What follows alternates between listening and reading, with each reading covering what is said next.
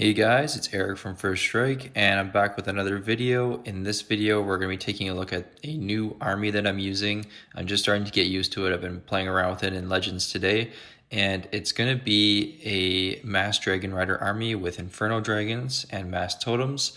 So I'm going to show you two different variations. You can either take an Overgrowth with your army or just do completely Mass Totems. Both variations work, so I'll show you each of them, and yeah, we'll take a look at and see a couple demo attacks inside of Legends. It's very similar to the Mass Totem Hydra attack that I had shared recently on the channel.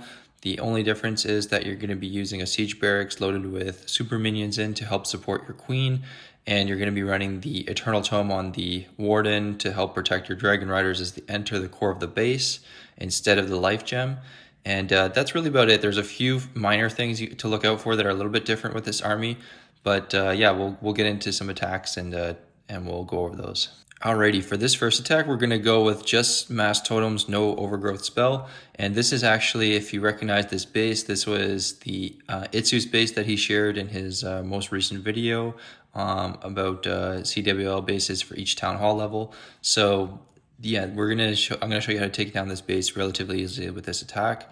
So when I'm looking at this base, I see there's an invis right by that Town Hall there. So what I can do is I can just trigger that with my Queen Giant Arrow, and I can also put the Siege Barracks behind her, and she'll be able to take out potentially 2 air defenses.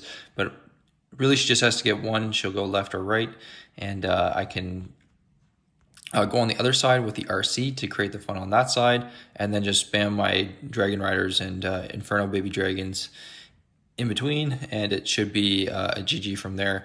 So one thing with this is that you want to be careful of the fire spitters. They're definitely the biggest thing to worry about. So I really would not, even though I'm kind of going into a sweeper here, if I go in from 6 and 9 or 6 and 3, I am going into a sweeper, but I'd rather be going into a sweeper than fire spitters. Fire spitters are absolutely probably the worst thing that can take out this attack. So if I'm coming from behind the fire spitters, I know that my Dragon Riders will be fine, as well as the Inferno Dragons. So we'll start out this attack. So I'm going to start at 6 here. We'll just fast forward until I drop something, because I was planning the attack as I did it. So here we go. Okay. So I'm going to put the queen down. She's going to trigger that Invis Tower.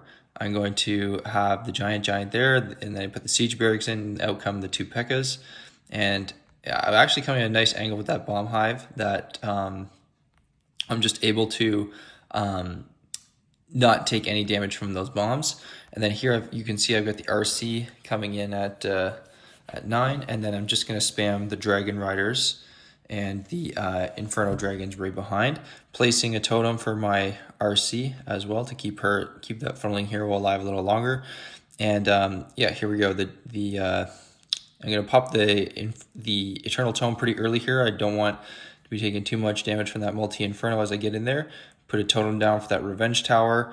I've got the Minion Prince now going right into that area, and I use his Dark Orb pretty early. I would advise using that Dark Orb pretty early, because you want to make sure that you use it when it's going to get a lot of value. So there I'm like getting a Fire Spitter, I'm getting a Scatter Shot, I'm getting Multi-Inferno, slowing down a lot of defenses, and then I still have a lot of Dragon Riders behind him. You don't want to be in a situation where you're placing it and there's all the troops are pretty much dead. Like so I like to use it relatively early on in the attack. And you just want to be putting your totems on the air targeting defenses. So definitely the Monolith, the Scatter Shots, the multi-gear, or this setting on it for that multi-gear tower. And yeah, so you can see I'm making my way through the base pretty well here. I've used a couple totems just to make sure my Minion Prince stays alive. He is definitely a big key to the attack. You can run the Meteor Staff instead of the Dark Crown with this one. I would recommend using the Meteor Staff if you have it maxed. If not, and like let's say your Dark Crown's pretty high level, I would probably stick with the Dark Crown until you have that Meteor Staff maxed. But yeah, overall taking out Itsu's base relatively easily here inside of Legends. All right, so for the next attack, I'm going to be doing the overgrowth variation where you take one overgrowth spell. And on this base, I'm really just looking at those fire spitters again. So I see that they're pointing north. So I want to come in from behind those fire spitters. So immediately what I want to do is I think I want to use the Royal Champion here to take out that multi-inferno and monolith. And then I can use the queen and the siege barracks on another side to create the other half of the funnel. So I'm just going to put the RC in here, pop her rocket spears, and she's going to go to work here, take out that bomb tower. Now focus on the monolith. Make sure you place down the totem before the monolith target so that it doesn't get any shots off on your RC.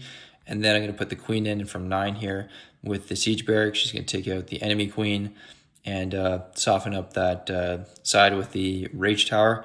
And then I'm going to put in the dragon riders, the inferno dragons, the minion prince, warden, everything in here. You can see that long shot is starting to activate, so I'm going to put a totem down for him. He's going to start targeting that. I'm going to put one down for the revenge tower. I'm going to use the